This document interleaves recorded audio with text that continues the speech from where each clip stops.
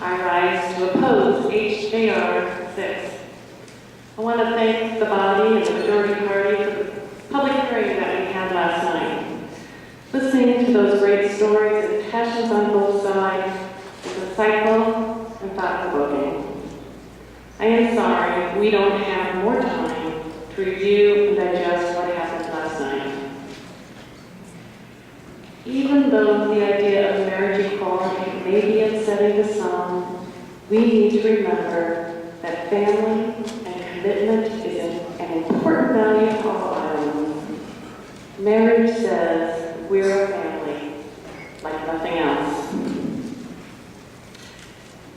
Let's talk a little bit about children. The Barnum decision quoted the American Psychological Association saying, "There is no scientific evidence that parenting effectiveness is related to parental sexual orientation. Lesbian and gay parents are as likely as heterosexual parents to provide supportive and healthy environments for children." Last night, Zach Wall, a young man raised by two women, made that statement real for us. As a matter of fact, we should be asking Zach's mothers for parenting advice.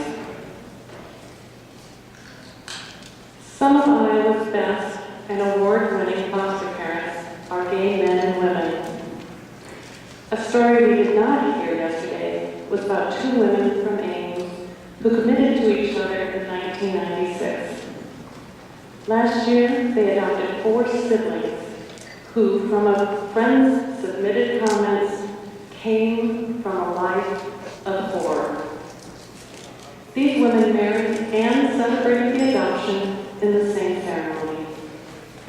Every night, when they put these 4 children to bed, they asked them, "Do you remember you are safe, special, and loved?"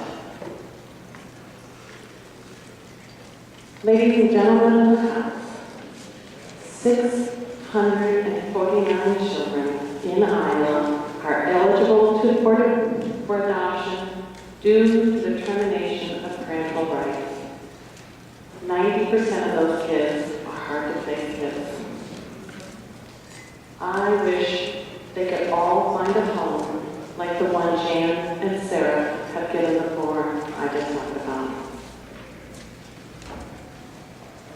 Let's talk about our Constitution. We've heard the term, "we the people," over and over and over. Where does the term, "we the people," come from? We the people of the United States, in order to form a more perfect union. It's the preamble of the U.S. Constitution. And it ends, "Do ordain and establish this Constitution for the United States of America." Our founders established a representative democracy.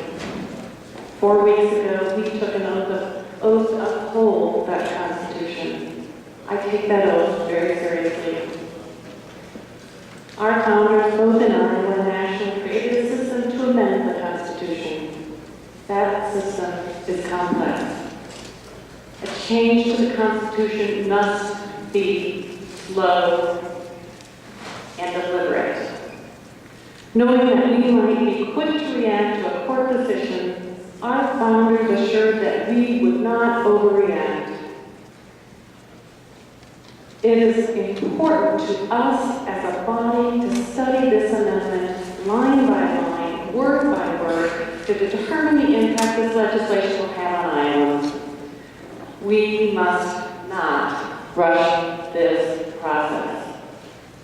We must look at all the implications those words hold for Iowans. Never have we taken away a right in the Constitution. Never. We have added and expanded rights. We have never removed rights. The constitutional amendment must pass 2 successive sessions of the Iowa legislature and then pass in a general election. Our founders were wise to force us to deliberate. Writing discrimination into the Constitution is unjust.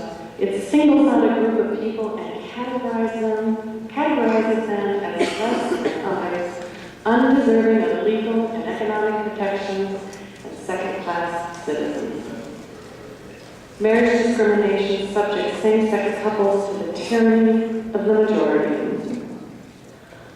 Iowa is a special place.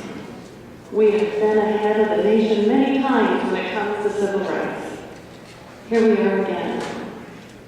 We are ahead of much of the nation. I am proud of the role we play to lead our nation in civil rights again. In the 1967 case, Loving versus Virginia not only ended the ban on interracial marriage, but declared that marriage is one of the basic civil rights. In a representative democracy, we must not only vote the will of our constituents, but we must also do our homework.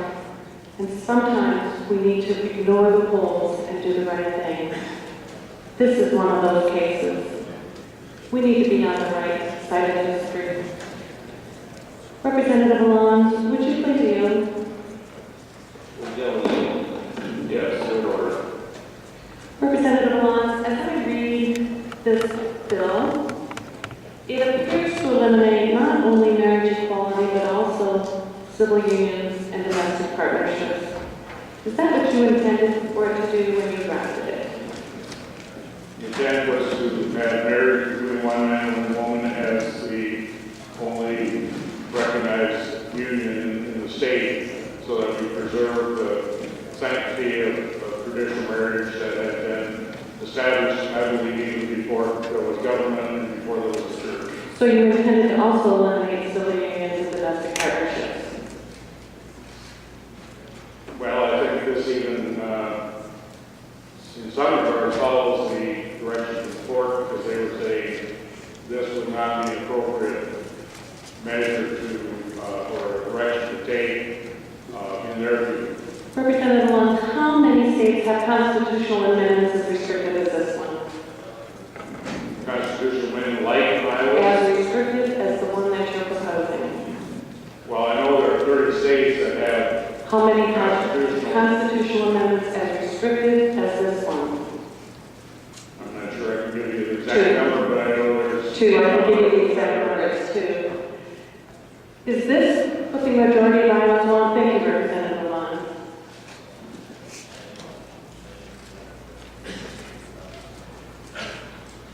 HJR6 isn't the mainstream. It is extreme.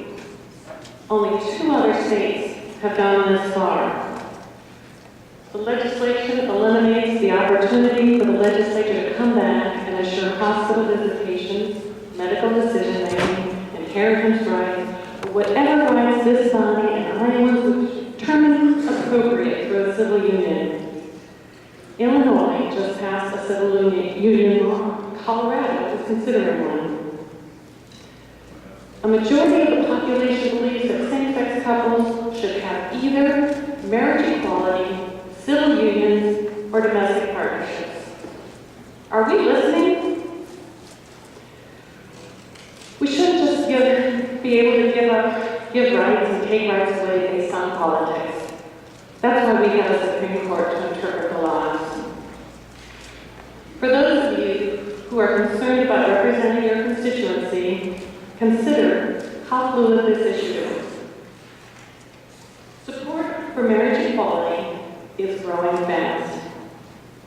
An ISU political science professor shared a conversation with a Republican Party campaign worker who said, "I don't care about gay marriage. Young people don't care about gay marriage." I agree. That is not what our legislature should be working on. We have other issues. Marriage has changed a lot in our history.